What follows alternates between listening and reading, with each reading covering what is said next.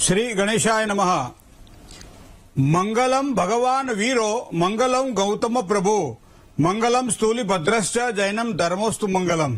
હવે આપણે જાણીએ દિન વિશેષ માટે કોઈ પણ ત્યારે આપણે કારતક માગશર પોષ મહા ફાગણ ચૈત્ર વૈશાખ જેઠ અષાઢ શ્રાવણ ભાદરવો અને આસો આ ગુજરાતીના આપણા 12 મહિના બરાબર। રવિ પછી તો સોમ છે, ત્રીજો મંગળવાર, ચોથો બુધ ગુરુ, પાંચમો છઠ્ઠો શુક્રવાર, શનિવાર તે સાતમો છેલ્લો વાર ગણાયા 7 વાર। 27 નક્ષત્ર, 12 રાશિ, 27 પ્રકારના નક્ષત્રની અંદર 108 ટોટલ એના ચરણ। આ બધી આપણે આપણી કેલ્ક્યુલેશન જે ગણતરી આપણા ઋષિમુનિઓએ આપણને કરી છે ત્યારે આપણને એમ થાય કે નવમી તિથિ મધુમાસ પુનિતા।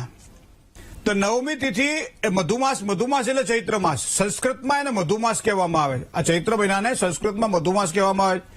તો મધુમાસની અંદર જે આગળના 15 દિવસ છે એમાં પણ તમે જોજો આમ કેટલી બધી આમ આપણા તહેવારોની જેને કહેવાય આપણા જે આપણી ધાર્મિક આસ્થાનું પ્રતીક જેને કહી શકાય એ બધી વસ્તુઓ આપણને જોવા મળશે। ચૈત્રી નવરાત્રી પણ આપણને એ સમય દરમિયાન જોવા મળશે, એકમથી માંડી અષ્ટમી, નવમી, દસમી સુધી। અને નવમીમાં ભગવાન રામજીનો જન્મ થાય, નવમી તિથિ મધુમાસ પુનિતા। એ પછી તમે આગળ જાઓ એટલે વામન જયંતિ છે 12ના દિવસે, 13ના દિવસે ચૈત્ર મહિનાના શુક્લ પક્ષની 13ના દિવસે મહાવીર જયંતિ આવે અને પૂનમના દિવસે હનુમાન જયંતિ આવે। તો વિચાર કરો કે આ મહિનાનું કેટલું બધું આમ તો માસાના માક્ષીર છો, ભગવાને પોતાના વિભૂતિ યોગમાં લખ્યું છે કે માસમાં હું માક્ષર છું, પણ બધા જ આપણને આપણા અવતારો જે છે એમાં મોટા ભાગે આ ચૈત્ર મહિનાનો ગાળો જો નક્કી કરીએ તો ધાર્મિક, આધ્યાત્મિક અને જ્ઞાન માટેનો ઉત્તમ સમય માનવામાં એટલા માટે આવે છે કે દરેક દેવતાઓનો પ્રાદુર્ભાવ આ સમય દરમિયાન આપણને જોવા મળે છે। મતલબ કે ભગવાને પોતે સ્વયં પૃથ્વી ઉપર અવતાર ધારણ કરવા માટે આ સમયને પસંદ કર્યો છે। અને એવી જ આજની તિથિ એટલે ચૈત્ર મહિનાના શુક્લ પક્ષની ત્રયોદશી એટલે 13। જૈન ધર્મની અંદર જે 24માં તીર્થંકર છે ભગવાન મહાવીરનો આજે પ્રાદુર્ભાવ થયો છે, મહાવીરનો આજે જન્મ થયો છે। તો એવા સમયે આ મહાવીર જન્મ એટલે કે મહાવીર જયંતિ તરીકે ઉજવવામાં આવે છે। અને જૈન ધર્મના જે અનુયાયીઓ છે એના માટે તો પવિત્ર અને એકદમ સારામાં સારો જેને કહેવાય દિવસ છે, કારણ કે આજે વૈદિક પંચાંગ અનુસાર ચૈત્ર મહિનાના શુક્લ પક્ષની ત્રયોદશી કહેતા 13ના દિવસે આ ભગવાનનો જન્મ થયો હોવાના કારણે આ 13ને વીર 13 તરીકે પણ આપણે ઓળખીએ છીએ। જૈન ધર્મોની અંદર વીર 13 તરીકે આ ત્રયોદશીને ઓળખવામાં આવે છે। હવે સામાન્ય રીતે ભગવાનનો જન્મ જે થાય જન્મ કર્મ ચ મે દિવ્યમ, તો સત્ય અને અહિંસા આ બેના સ્તંભ ઉપર આખું જે કહેવાય આખું એક માળખું રચાયેલું છે। સાથે સાથે સમગ્ર સમાજને એક માર્ગદર્શન પૂરું પાડ્યું। અને એમ કહેવાય છે કે એ સમય કદાચ એવો હશે કે આ વસ્તુની ખૂબ જરૂર હશે, અને ત્યારે એવા સમયે સત્ય અને અહિંસાના માર્ગે ચાલી અને પોતાના જીવન દ્વારા લોકોને સમજાવવા માટે પ્રયત્ન કર્યો કે ભાઈ આ વસ્તુ સાચી છે, આ વસ્તુ ખોટી છે। તો બાળપણનું નામ તો આપણને ખબર છે કે એનું નામ વર્ધમાન હતું। સાથે સાથે પિતા સિદ્ધાર્થ, માતા ત્રિશલાના સંતાન તરીકે આપણે 24માં તીર્થંકર એવા ભગવાન મહાવીરજીના દર્શન કરી શકીએ છીએ આજના દિવસ માટે। મિત્રો આમ એટલી બધી તપશ્ચર્યા, એટલું બધી વ્રત, સામાન્ય રીતે એટલું બધું આમ જેને કે તપ બળ થાય જેના કારણે શરીરનું ભાન ન રહે। શરીરના ભાને ક્યાં વાત કરીએ, જે પહેરેલા વસ્ત્ર પણ આપોઆપ છૂટી જાય એવું તપ જેને કર્યું હોય, અને એ વસ્ત્ર જેને કહેવાય આકાશ જેનું વસ્ત્ર હોય, તો આ ભગવાન મહાવીરની છબી આપણે આજ પણ જોઈ શકીએ છીએ મિત્રો।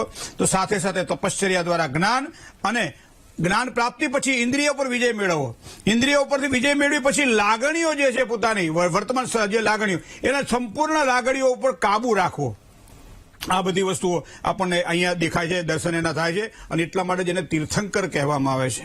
સાથે સાથે આમ જન્મની આમ વાત કરીએ ને તો જન્મના પછીના જે 30 વર્ષ છે એમ કહે છે કે રાજ્યાશ્રય રહે, રાજ્ય સુખ ભોગવ્યું, અને ત્યારબાદ બાકીના જે વર્ષો જે છે એમાં 12 વર્ષની વાત જો કરીએ તો જંગલમાં રહીને સાધના કરી, અને સાધનામાં એટલા બધા તન્મય બન્યા કે એને વસ્ત્રો આપોઆપ ખરી પડ્યા। આવી એક સાધનાનો એક પ્રકાર। બીજી વસ્તુ તમને કહું, 12 વર્ષ પછી મૌન તપશ્ચર્યા બાદ કેવલ જ્ઞાનની પ્રાપ્તિ કરી, અને પછીના 30 વર્ષ સુધી લોક કલ્યાણ અર્થે 4 તીર્થસ્થાનો, સાધુ સાધ્વી, શ્રાવક શ્રાવિકાઓની રચના કરી। આ એક સામાન્ય સિદ્ધાંતની વાત છે। તો સિદ્ધાંત એક જ વસ્તુ છે કે દરેક જીવોને આ પૃથ્વી ઉપર જીવવાનો અધિકાર છે। એક જ વસ્તુ, અહિંસા પરમો ધર્મ। દરેક જીવોને આ પૃથ્વી ઉપર જીવવાનો અધિકાર છે જેટલો તમને છે। બીજું, કોઈ પણ વ્યક્તિ તમારી સાથે જ્યારે વ્યવહાર કરે અને એ વ્યવહાર જો તમને નથી ગમતો તો એવો વ્યવહાર તમે સામેની વ્યક્તિ સાથે ન કરશો જે તમને કોઈ કરે તો ન ગમતો હોય. તો આ વ્યવહારની ભાવનાની અંદર તમે કોઈને દુઃખી નહીં કરી શકો, કોઈને નુકસાન નહીં પહોંચાડી શકો. શું કામ? કે તમને ખબર છે હું ગુસ્સે કરીશ તો સામેવાળો વ્યક્તિ ગુસ્સો કરશે, પણ સામેવાળો વ્યક્તિ ગુસ્સો કરે મને ગમતું નથી તો મારે પણ નહીં કરવો જોઈએ. આ એક નાનકડી સિદ્ધાંત. આમ તો ઘણા બધા એટલા બધા આપણે જોઈએ ને તો ઘણું બધું આમાં આપણને જોવા મળે છે, પણ આપણે ઉપર છેલ્લી વાત આપણે વિચારી શકીએ છીએ કે આ બધી વસ્તુ આપણે જોવાની રહી. મૂળ તત્વોમાં 5 તત્વોની વાત કરવામાં આવેલી છે. એમાં અહંકારની પણ વાત છે, એમાં અહિંસાની પણ વાત છે, એમાં સત્યની વાત છે, ઘણી બધી વાત છે. અને એ 5 મૂળ તત્વો જે છે, બ્રહ્મચર્યની વાત પણ આમાં સમાયેલી છે. તો આ બધા મૂળ તત્વો જેમાં સમાયેલા છે. તો એના કારણે હવે મને એટલી ખબર પડે કે આપણે કહીએ ને આગમ અને નિગમ. આ જયારે આપણે જયારે ભજનો ચાલતા હોય ને ત્યારે અગમ નિગમની જેને આવે નહીં હેડકી અને આઠો પોહે આનંદ. પાનભાઈનું ભજન છે સરસ મજાનું. તો આ આગમ ને નિગમની અંદર નિગમ કલ્પ ગલિતમ ફલમ, નિગમ વૃક્ષનું એટલે કે કલ્પ વૃક્ષનું પરિપક્વ થયેલું ફળ એટલે ભાગવત. બરાબર? તો આ આખો નિગમ. હવે આગમની વાત કરવામાં આવે તો આગમના જે ગ્રંથો જે છે, આગમના ગ્રંથોની અંદર કદાચ માગધી ભાષામાં લખાય કે આ બધા જે આપણે કહેવાય કે બિહારની એ ભાષાઓમાં. તો હવે થોડા તમને શબ્દોનો તો ચેન્જ જુઓ. સંસ્કૃત સાથે શબ્દોને હું તો જોડવા કાયમ પ્રયત્ન કરતો હોઉં. જયારે સાધુ સંતોના આશ્રય બેઠા હોઈએ, ભગવંતોના ચરણોમાં બેઠા હોઈએ ત્યારે એ શબ્દ ફોડવા માટે પ્રયત્ન કરીએ કે ભાઈ મથેણ વંદામી શું છે. ત્યારે એમ ખબર પડે કે સંસ્કૃતની અંદર લખ્યું છે મસ્તકેન વંદામી, મારા મસ્તકને નમાવીને વંદન કરું છું. અને એનો અર્થ થાય છે મસ્તકેન વંદામી, અને એનો અપભ્રંશ થયો અને મથેણ વંદામી થયું. અને જ્યારે પણ કોઈ જયારે પર્વ જયારે આવશે ત્યારે મોટાભાગે મિચ્છામી દુક્કડમ આ શબ્દનો પ્રયોગ ખૂબ થાય છે. મારા દુષ્કૃતોને માફ કરો. તો સંસ્કૃત શબ્દ છે મિથ્યા મે દુષ્કૃતમ, મારા દુષ્કૃતોને માફ કરો. અને સામે ધર્મ લાભ જ મળે, આશીર્વાદમાં બીજું કંઈ ના મળે. તો આ વસ્તુ આપણને જે મળે છે આગમમાંથી મળે છે. અરહંતો ભગવંત ઇન્દ્ર મહિતા સિદ્ધાર્થ સિદ્ધિષ્ઠિતા આચાર્યો જિનશાસરો રતિકા, આ પંચેતે પરમિષ્ટિના પ્રતિનમ. આ 5 પર કાયમ એનું દર્શન કરવું જોઈએ. દર્શનમ દેવ દેવસ્ય, દર્શનમ પાપનાશનમ, દર્શનમ સ્વર્ણ સોપાનમ, દર્શનમ મોક્ષ સાધનમ. તો આ દર્શન છે મિત્રો.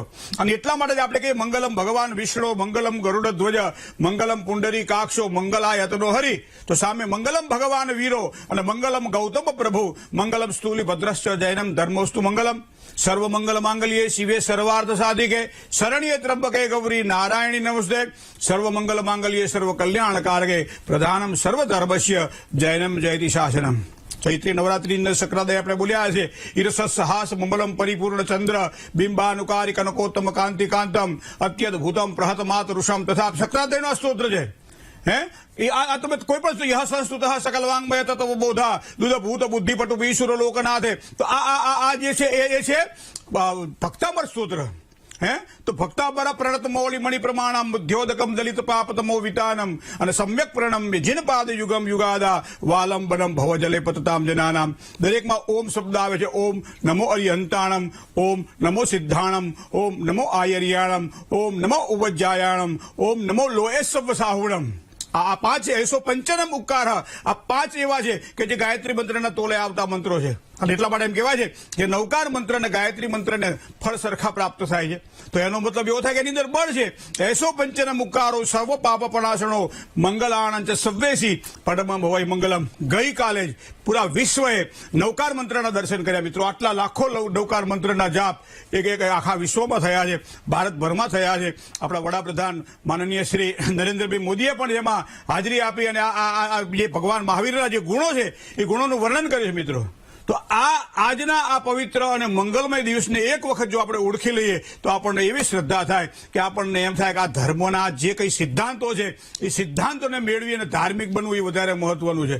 અહિંસા પરમો ધર્મ. આમ તો પાછળ બીજા શબ્દ પણ આપણા શાસ્ત્રમાં લખેલા છે, પણ એમ કહેવાય છે કે જે ધર્મની અંદર આપણે કઈ સત્ય અહિંસા, ચોરી ન કરવી અને વણજોતું નવ સંઘરવું, બ્રહ્મચર્ય ને જાતે મહેનત, કોઈ અડે ન વભળાવું, અભય સ્વદેશી, સ્વાર્થ ત્યાગ અને સર્વ ધર્મ સરખા ગણવા, આ 11 મહાવ્રત સમજી દ્રઢપણે તે આચરવા. તો આ એના સિદ્ધાંતો છે મિત્રો.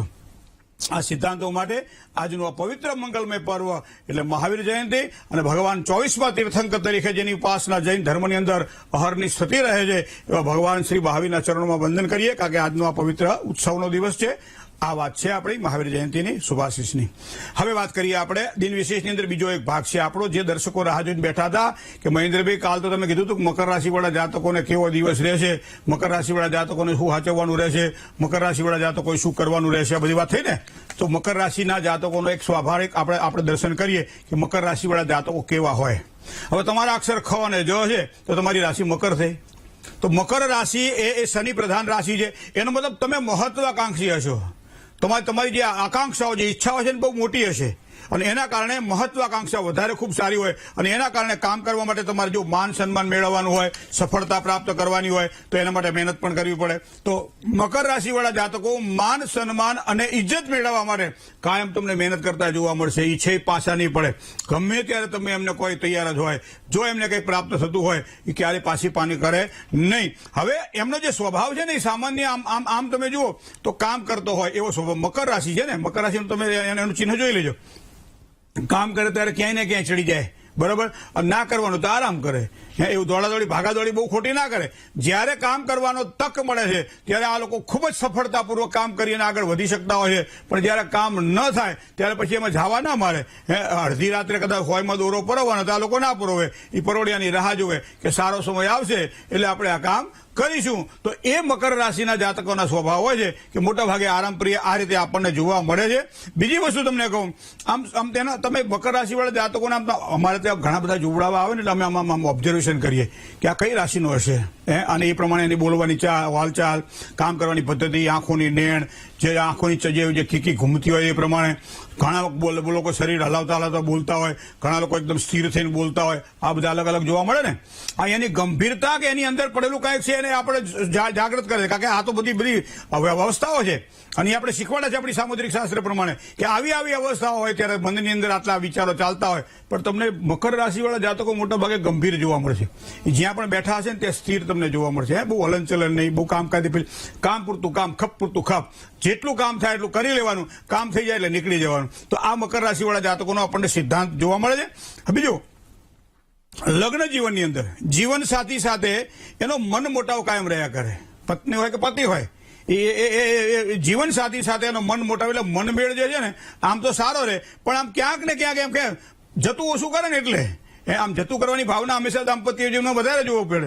પણ અહીંયા જતું ઓછું કરવાની ભાવના, જતું કરે નહીં અને એના કારણે મન મોટાવ રહ્યા કરે અને મગજમાં એક વખત કોઈ વસ્તુ ફિટ થઈ જાય ને પછી પોતાનું ધાર્યું જ કરાવે. આ મકર રાશિ ઘણું બધા, હું તમને કહું, આ તો 9 ચરણની બનેલી રાશિ છે. બધાને એમ નહીં માનવાનું કે આ બધું આપણે સાચું જ પડે. પણ આમાં ગમે ત્યારે પાંખડી ક્યારેક નવા કપડાં લેવા જઈએ બજારમાં અને શોરૂમમાં જઈએ તો આપણા માપના કપડાં આપણને મળી જાય તો મન એને મનાવવા અઘરા પડે મકર રાશિના જાતકોને. આર્થિક સ્થિતિ એની સારી હોય છે અને આર્થિક સ્થિતિ કદાચ જો સારી ના હોય તો તરત એના ચહેરા ઉપર ખબર પડી જાય કે આને પૈસાની જરૂર છે, આ માણસને અત્યારે તકલીફ છે, ખબર પડી જાય તરત ચહેરા ઉપર. કારણ કે આ બધી વસ્તુ એને જોવા મળે છે. પોતાની જાતને કેન્દ્રમાં રાખીને કામ કરવાવાળા અને નેતૃત્વની ક્ષમતા જેનામાં સારી હોય એવા મકર રાશિવાળા જાતકો હોય છે. હવે જોઈ લો તમારા ઘરમાં કેટલા છે અથવા તમને આ બધા ગુણો લાગુ પડે છે. જો યસ તો ઓકે, નો તો પછી બીજું જોશું. જય ગણેશ.